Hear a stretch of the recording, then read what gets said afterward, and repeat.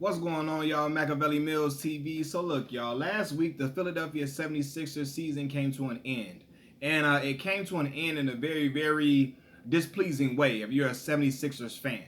And the reason why it came to a displeasing end is the play of one Ben Simmons. So now the question is in the air. What is the future of Ben Simmons in Philadelphia? Is there a future for him in Philadelphia, and what shall come of it, right? So look, personally, I think Ben Simmons has to move on from Philadelphia. Now, the question is someone going to be willing to take on that lofty contract that he just received, right? What he got, like 4 years, 120 something million. Another team would have to take on that contract if he is traded. And I'm wondering, after his play in this past playoffs, where the young man was absolutely horrified, terrified to shoot the basketball, is another team going to be willing to take that chance on him? And honestly, I do think another team will take that chance because Ben Simmons is still young. He's still 24 years old. He's not a 32, 33-year-old player. You know what I mean? It's starting to probably going to be on the opposite end of his career. He has yet to hit his prime. However, the young man cannot continue playing like a role player. The man was playing like a glorified role player all series, getting 8, 9 points. I don't care how many assists you get. If you're the number one overall pick, like Ben Simmons was, you're going to have to perform way better than that. And I know it's just a confidence thing. It's confidence. The young man's confidence is shot and it's gone. And it doesn't help that his own head coach, Doc Rivers, after they lost the series, the reporters asked Doc, "Can you win a championship with Ben Simmons as your point guard?" basically, right? And I think that I'm paraphrasing, but it was something along the lines of, "Can you win a championship with Ben Simmons? Can he be a championship type point guard?" And Doc Rivers said, "I don't know."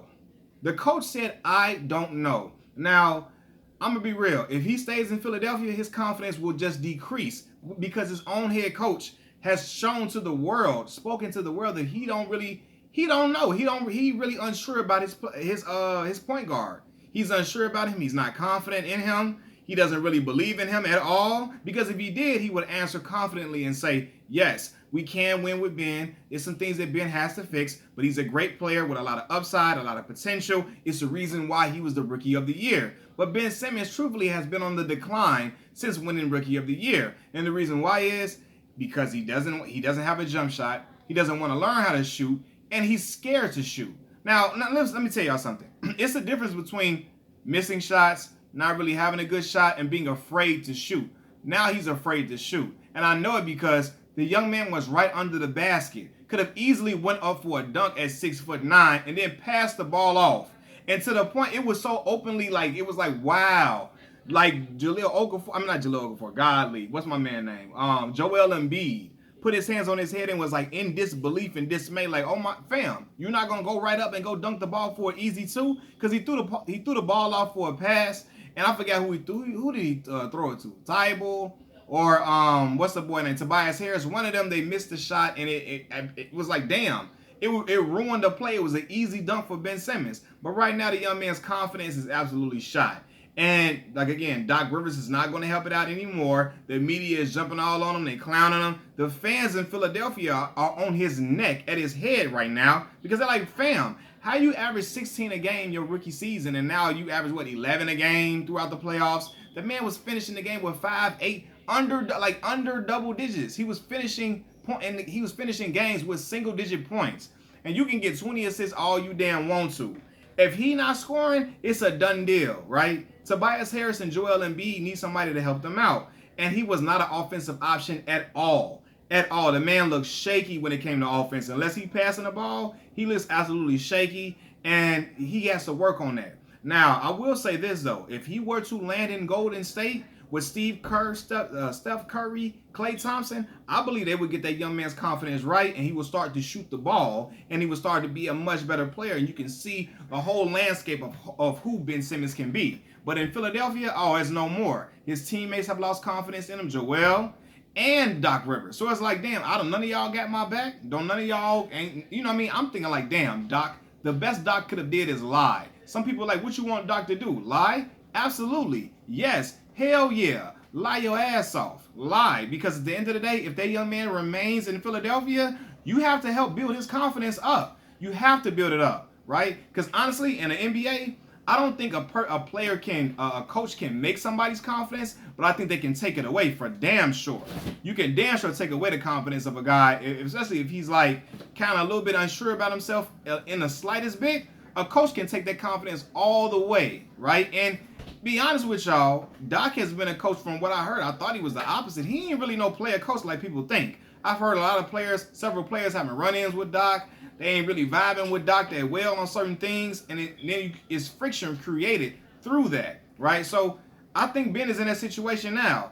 If they don't move him, it's going to be tough for him to play in Philadelphia with his coach, fans, his teammates. They looking at him all funny, looking at him crazy. He's going to need a confidence booster. I saw Mahmoud Abdul-Rauf, a.k.a. Chris, formerly known as Chris Jackson, not a.k.a. Chris Jackson. Mahmoud Abdul-Rauf, formerly known as Chris Jackson, he reached out to try to help Ben Simmons improve his shot and increase his confidence. And I think that's something that I would like. That's very good to see. You know what I mean? It's having somebody trying to work with him. Because I promise y'all, man, he looked like a role player and he played terrible. He played terrible. The young man was just very afraid to shoot. And it was like, damn, like he looked like a deer in headlights out there. And it's clear as day. Him being a signed to Clutch Sports Agency under Rich Paul, who is the agent of LeBron James, agent and close friend of LeBron James. Hopefully LeBron or somebody new can build his confidence up and work with him or something like that. Because if you ain't got confidence in basketball, it's a wrap. Basketball is all about confidence. You can play well and play great when you in the confidence of your own, not the confidence, when you're in privacy in your own home, or you're playing with some dudes on the street or whatever. But you need to have that same confidence that you got playing at home when you on the court with them killers. Because this dudes in the NBA is going to intimidate you. You know what I mean? That's going to try to, what we call hoe you. Dudes like Pat Bev and them, they're going to try to get in your head. And he has to be able to elevate over the mind games of other NBA players and get out of his own way and get out of his fear of shooting and missing, right? Because everybody's going to miss. You don't make every single shot.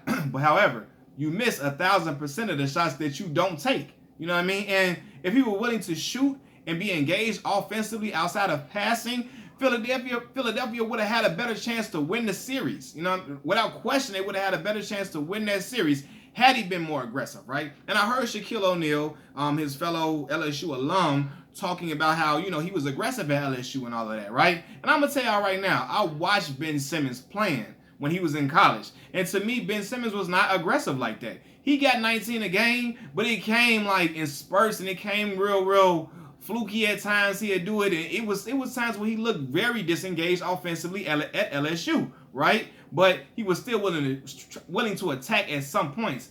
Now it's looking like he don't even want to attack. He looking like, damn, I don't know what to do, and it's looking like his confidence is hurt. I don't want him to turn into my Chicago brother, because this is what happened to my Chicago brother, Nick Anderson. When Nick missed them free throws in the finals, right, it haunted him. And from that point on, it was a mind game thing, because Nick was always a solid free throw shooter. When he missed those free throws, his percentage went down and down and down and down and continued to decrease, even after they put an incentive in his contract about him hitting free throws. It was all a mental thing, and it got the best of him. And I would hate for that to happen to Ben Simmons, because he's a world talent, but he has to be practice shooting and be willing to shoot. Be confident enough to say, you know what?